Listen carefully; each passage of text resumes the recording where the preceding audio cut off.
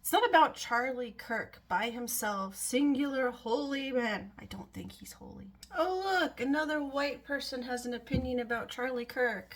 Whoa. Here I am. I am white. I am American, but I'm in Sweden. I'm in my kitchen. I'm feeling lots of tension in my chest and like, okay, I'm able to finally find some words to this. I think he's a product of his environment, just like the people that revere him as this proud representation of an American Christian are products of their environments. And just thinking back to how I would have never, ever worried that what I believed was wrong. It would have never come into my mind. I was a Christian. I loved Jesus. I was proud to be an American as much as I, could understand or have any connection to that concept being a kid, because I was pretty young when I left the States. I left on my 21st birthday. I was proud that my grandpa was in World War II, that he was a war veteran hero, decorated, all that fun stuff. But he didn't talk about it much, PTSD, etc. So I didn't know what I know now about the hereticalness of white nationalist Christianity, how antithetical they are to the teachings of Jesus. But the reason that there's people here who cry for him and miss him and say that the things that people are saying about him are misconstrued is because they can't fathom being wrong. Nobody wants to be wrong, of course. But it's like your identity is wrapped up in it. Your hope for eternity is wrapped up in it. Facts that don't change with whatever context is added, because the context doesn't change what was said, was that he said gun violence, occasional gun death is necessary to keep our Second Amendment rights. He said children should watch executions. He said he wouldn't trust us if he saw black people in positions of leadership or flying planes because he wouldn't be sure if they were really qualified. That's racist! But the national identity of America is racist. All men are created equal did not include brown people, did not include indigenous people,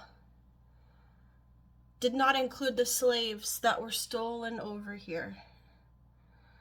Well, I'm not in America.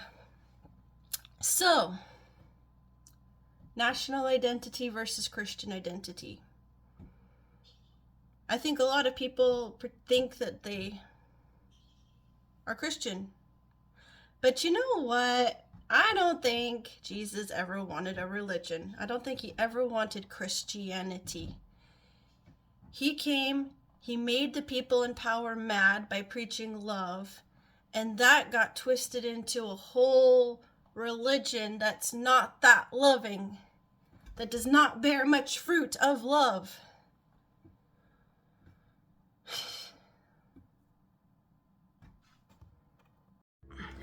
I'm not negating how hard it is to worry that everything that you know and the most integral parts of yourself are based on something that's wrong. It sucks. I remember working at Mel's and I was deep in learning about history, watching David Hoffman's YouTube channel, seeing history played out in these clips, and like having these wonders of, okay, in the 1960s, where were the Christians? They were demanding segregation. They were the ones screaming at Ruby Bridges to not be allowed into the school. Again and again, I was disappointed by where the Christians stood in history.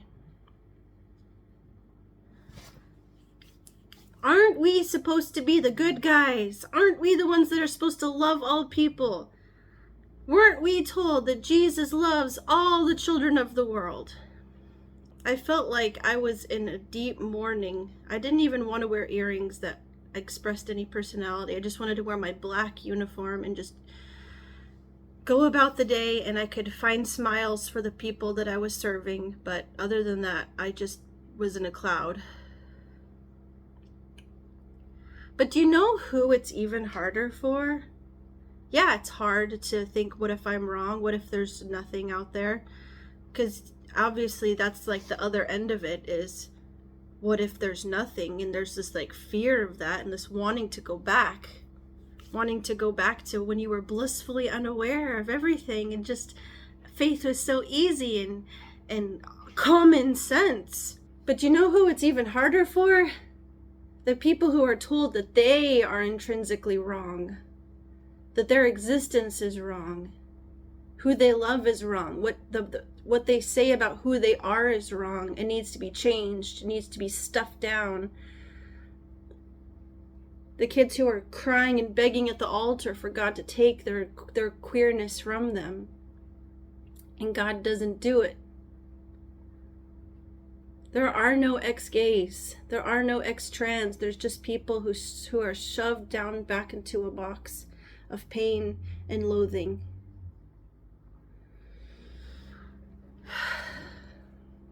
You know what good parents do? Good parents leave the churches, leave the spaces where their kids are being abused. They say, if you're going to hell, I'm going with you. That's what good parents do.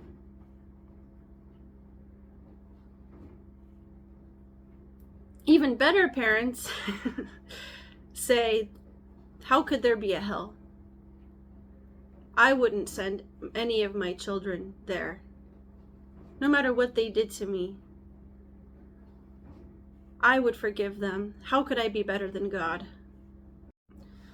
So the two sides are just completely in awe of the other one, of how can you be doing Christianity so wrong? But you look at the fruit. You look at people who are allowed to live in who they are and be joyful.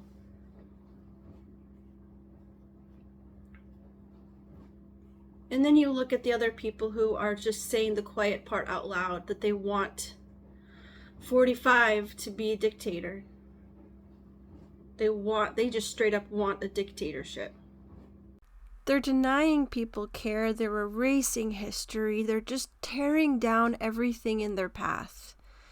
And I was thinking about how I know that there are people that know me or family members that would be ashamed of me and thinking that I've walked away from Christianity.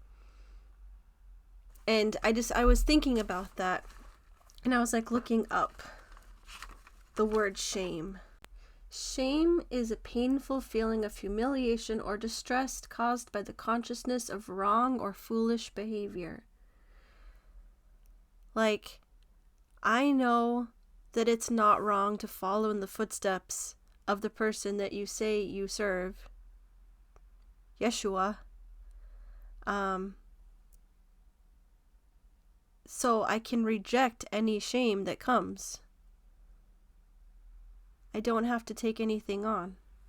Charlie Kirk is this line in the sand of, are you the right kind of Christian or are you destined for hell? That's basically what they want to say. I mean, I know I am somebody who can kind of bring things up to the starkest conclusions. Like, I was saying, well, Charlie Kirk advocated for children to die in school shootings. And Morton's like, well, that's not exactly true. Like, he advocated for guns. Advocating for guns is advocating for children to die in school shootings. I can skip over one step to go to the logical conclusion. He was the first school shooting that Republicans have ever cared about. If you're watching this and you are an LGBTQ Outfit Mafia Rainbow Squad person, I see you, I love you, I will fight for you however I can.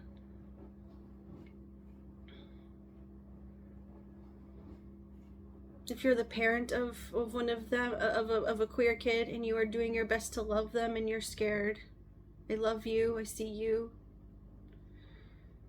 Thank you for being a good parent.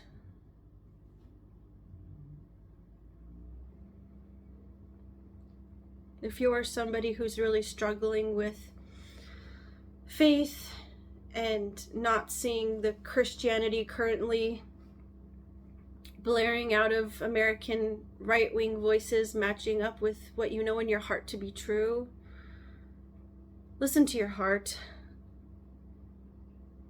Trust that instinct, that gut that says, this is wrong. Jesus wasn't white supremacist. Jesus wasn't even white.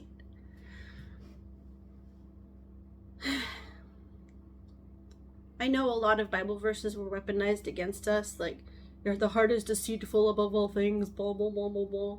I would really like to hear more about the context of that verse, but anyway, the book is thousands of years old and not meant to be taken literally and doesn't need to be squeezed into today's world.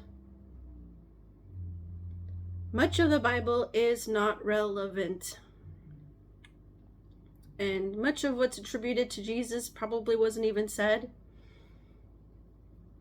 Written thousands of years, or I don't know thousands, but written many years after the fact and convoluted into a power scheme. Yeah, deconstructing's hard. I do believe that there is a loving God, a loving universe, loving something out there. There's just a part of my heart that doesn't let go of that. Somehow. Don't ask me how, I don't know. I think that's a good place to leave it. Hugs.